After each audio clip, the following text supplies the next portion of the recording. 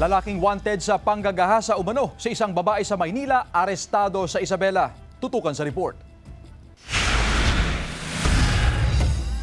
Sa bisa ng warrant of arrest, hinuli ng Ermita Police ang lalaking yan sa bahagi ng Alicia Isabela, ang 27 anyos na akusado na sa top 6 most wanted persons list ng NCRPO at top 1 most wanted ng Manila Police District. Ang kinakaharap niyang kaso, panggagahasa umano sa 19 anyos na babaeng nakilala niya online. Nagkaroon sila ng meet-up sometimes on April 2025 dun sa isang birthday.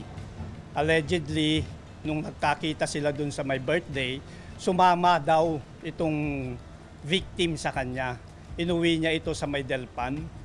Base sa investigasyon ng pulisya, isang linggong ibinahay ng akusado ang biktima kung saan daw nangyari ang panghahalay. Nagakuha ng pagkakataon ng biktima na makatakas kaya nakapagsumbong siya sa mga pulis. Depensa ng akusado, hindi niya ni-rape ang biktima. Isang linggo na rin daw silang magkarelasyon bago sila tuluyang magkita. Nagselos lang umano ang biktima nang biruin siya ng akusado na mahal pa niya ang kanyang ex. Sabi ko, di ko na raw po yata siya mahal.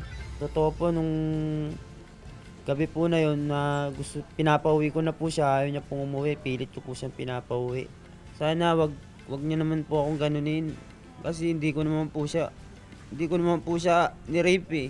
Hindi rin daw siya nagtago sa mga otoridad. Nawalan lang siya ng trabaho sa Maynila, kaya daw siya lumipat sa Isabela. Mananatili sa kustodiya ng Ermita Police Station ang akusado habang hinihintay ang commitment order ng korte. Salamat din ako kay Papa Jesus na uling na po siya.